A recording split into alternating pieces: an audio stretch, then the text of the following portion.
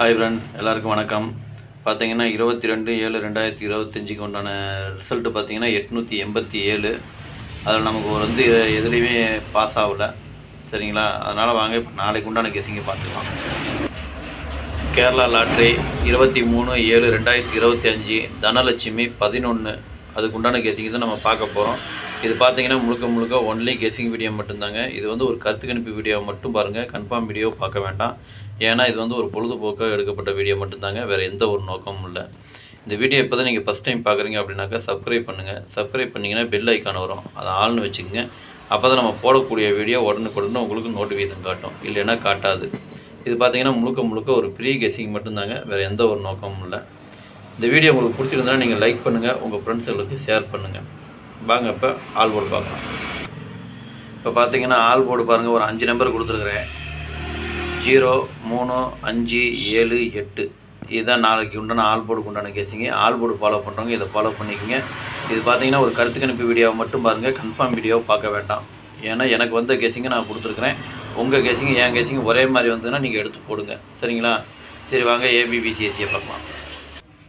இப்போ பாருங்கள் ஏபிபிசிஏசி இதில் பாருங்கள் 80, 08, 88, 85, 58, 53, 35, 83, 38, 55, 57, 75, 86, 68, 56, 65, 30, 03, 08, 80, 74,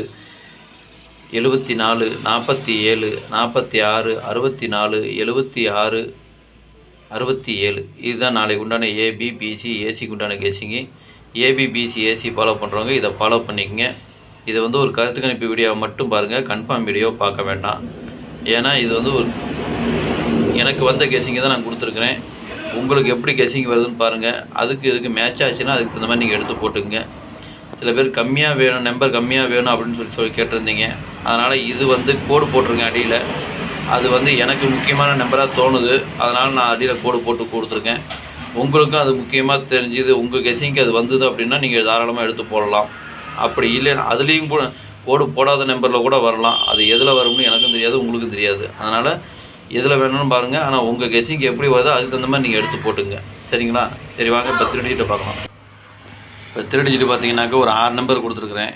808, 853, 557, 586, 308, 746. இதுதான் நாளைக்கு உண்டான 3 டிஜிட் உண்டான கெஸிங்கு. 3 டிஜிட்டு ஃபாலோ பண்ணுறவங்க இதை ஃபாலோ பண்ணிக்கோங்க. இது ஒரு கருத்து கணிப்பு வீடியோவை மட்டும் பாருங்கள். கன்ஃபார்ம் வீடியோவை பார்க்க வேண்டாம்.